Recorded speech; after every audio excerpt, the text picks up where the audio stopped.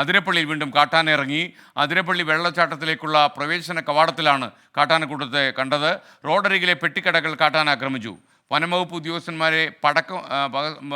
ഉദ്യോഗസ്ഥന്മാരെത്തി പടക്കം പൊട്ടിച്ച് ആനയെ കാട് കയറ്റി വിട്ടിട്ടുണ്ട്. സൂരജ് സജി ചേരുന്നു തൃശ്ശൂരിൽ നിന്ന്.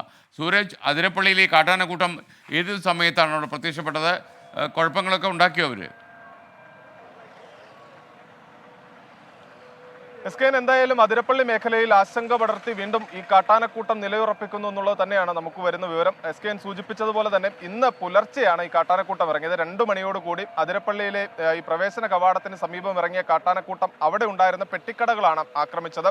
അതോടൊപ്പം തന്നെ അവിടെ ഉണ്ടായിരുന്ന പൈനാപ്പിൾ അടക്കമുള്ള പഴവർഗ്ഗങ്ങൾ ഈ ആന കഴിക്കുകയും ചെയ്തു. ഉപ്പിലിട്ടതടക്കം അവിടെ നിന്ന് കഴിച്ചു എന്നുള്ളതാണ് ഏറ്റവും രസകരമായ കാര്യം. എന്തായാലും ആ സമയം തന്നെ വനംവകുപ്പിന് വിവരം അറിയിച്ചു. പിന്നീട് വനംവകുപ്പ് ഉദ്യോഗസ്ഥർ എത്തി 2 മണിയോടുകൂടി ആനയെ പടക്കം പൊട്ടിച്ച് തിരിച്ച് കാട് കയറ്റി. പക്ഷേ വീണ്ടും മണിക്കൂറുകൾക്ക് ശേഷം ആന തിരിച്ചു വരുന്ന ഒരു സാഹചര്യം ഉണ്ടായി. 2ാമത്തെ തവണ വീണ്ടും പടക്കം പൊട്ടിച്ച് ആനയെ കാട് കയറ്റിയാണ് ഈ മേഖലയിൽ നിന്ന് കാട്ടാനയെ തുരത്തിയത്.